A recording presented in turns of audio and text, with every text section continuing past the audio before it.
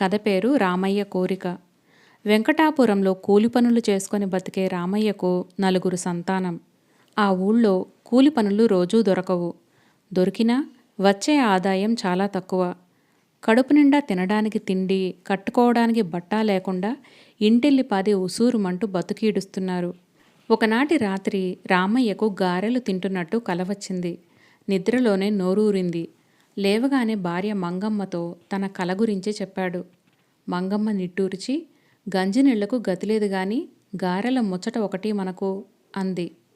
ఆ తర్వాత ముంతలో నూకల గంజి తెచ్చి భర్త ముందు ఉంచింది. పట్నం పోయి ఏదైనా పని చూసుకోమంటే నా మాట వినవు. నూతిలోని కప్పలా ఈ ఊళ్ళోనే ఉంటే మన బతుకు ఇలాగే ఉంటుంది అంది. రామయ్యకు ఉన్న ఊరు వదిలి వెళ్ళాలంటే అయిష్టం. ఇంకా బెరుకును. అందుకే భార్య అలా అన్నప్పుడల్లా చూద్దాంలే అంటూ మాట దాటవేస్తూ ఉంటాడు. ఇప్పుడు కూడా అదే సమాధానం చెప్పి కాళ్ళు చేతులు కడుక్కొని రావడానికి పెరట్లోకి వెళ్ళాడు. ఈలోగా పక్కింటి రైతు వెంకయ్య 7 నెలల కొడుకు పాక్కుంటూ వచ్చి అక్కడ ఉంచిన ముంతను తోసి గంజిని ఒలకబోసేశాడు. అది చూసి, నీ వల్ల ఈ గంజినీళ్లు కూడా నాకు ప్రాప్తం లేకుండా పోయాయి గదరా అని విసుక్కున్నాడు రామయ్య. పోనీలేవయ్యా, పాపం పసిబిడ్డ, వాడికేం తెలుసు? ఇప్పుడిప్పుడే పాకడ నేర్చుకుంటున్నాడు. మనమే జాగ్రత్తగా ఉండాలి అన్నది మంగమ్మ. ఆకలి కడుపుతోనే రామయ్య ఊళ్ళోకి పని కోసం బయలుదేరాడు. ఆ పూట ఎక్కడా పని దొరకలేదు. కరణంగారి ఇంటి ముందు నుంచి వస్తూ ఉంటే గారెలు వేగుతున్న వాసన వాళ్ళింటి నుంచి కమ్మగా వీచింది. రామయ్యకు నోరూరింది. అప్పుడే ఇంటి నుంచి బయటకు వస్తున్న కరణంగారితో, అయ్యా, ఏదైనా పని ఉంటే చెప్పండి, చేస్తాను అన్నాడు. ఈరోజు మా తండ్రి గారి ఆప్తికం. అందరం హడావిడిగా ఉన్నాం.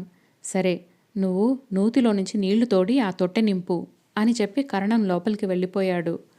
పాతాళంలో ఎక్కడో ఉన్న నీళ్లన్నీ శ్రమపడి తోడి తొట్టె నింపాడు రామయ్య. గంట తర్వాత కరణంగారి భార్య 2 రూపాయలు రామయ్య చేతిలో పెట్టి ఇక వెళ్ళమన్నది.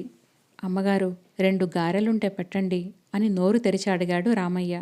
అయ్యో, గారెలెక్కడ మిగిలాయిరా, వచ్చిన వాళ్లే తినేశారు అన్నదామె. రామయ్య నిరాశపడి నూకలు కొనుక్కోవడం కోసం శెట్టి దుకాణానికి వెళ్ళాడు. ఒరే రామయ్య, మా ఆవిడ గారెల కోసం పిండి రుబ్బుతోంది. 4 గారెలు తిని వెళుదువు గాని ఈలోగా వాకిట్లోని ఆ బస్తాలు తీసుకొచ్చి లోపల సర్దునాయనా అన్నాడు శెట్టి. రామయ్య మహదానందంతో బస్తాలన్నీ మోసుకొచ్చి ఇంట్లో పడేశాడు. తీరా ఆ పని అయ్యేసరికి పిండి రుబ్బుతున్న శెట్టి భార్యను రోలు కింద నుంచి బయటకొచ్చిన ఒక తేలు కుట్టింది. ఆవిడ లబోదిబోం అంటుంటే శెట్టి ఇంటికి తాళం వేసి భార్యను తీసుకొని వైద్యుడి వద్దకు పరిగెత్తాడు. నా అదృష్టం ఎంత నవ్వులాటగా తయారైందో అనుకుంటూ రామయ్య నూకల సంచితో ఇల్లు చేరాడు. మంగమ్మ బాదం ఆకులో 6 గారెలు తీసుకొచ్చి భర్తకు అందిస్తూ, నీ కల నిజమైందిలే, తిను అన్నది నవ్వుతూ. రామయ్య గారెలను చూసి ఆనందంతో ఉబ్బి తబ్బిబ్బవుతూ, ఎక్కడివి, ఎలా వచ్చాయి అని అడిగాడు. పక్కింటి వెంకయ్య కొడుకు పాకుతున్నాడు కదా, పిల్లలు గడప దాటితే గారెలు వండటం అన్నది మనవాళ్ల ఆచారం. ఉన్నది ఒక్కగానొక బిడ్డ, అందుకే వెంకయ్య భార్య గారెలు చేసి మనకు కూడా ఇచ్చింది అన్నది మంగమ్మ. మరి మన పిల్లలకు అని అడిగాడు రామయ్య. నీకిష్టమని నీకోసమే దాచాను, వాళ్ళు రాకముందే తినేయి అన్నది మంగమ్మ. రామయ్య కళ్ళు చెమ్మగిల్లాయి. గారెలను భార్యకు తిరిగి ఇస్తూ, వద్దులే, వాళ్ళు రాని, పిల్లలతో కలిసి అందరం తలా ఒకటి తిందాం అన్నాడు.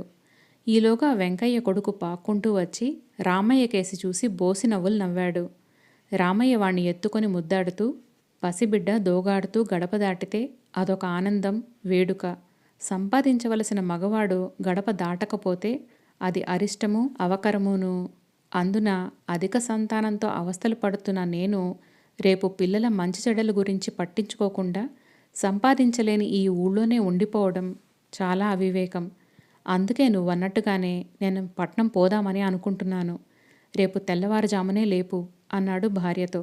భర్త మాటలకు మంగమ్మ ముఖం కళకళలాడింది. మరొక మంచి కథతో మళ్ళీ కలుద్దాం. నమస్తే.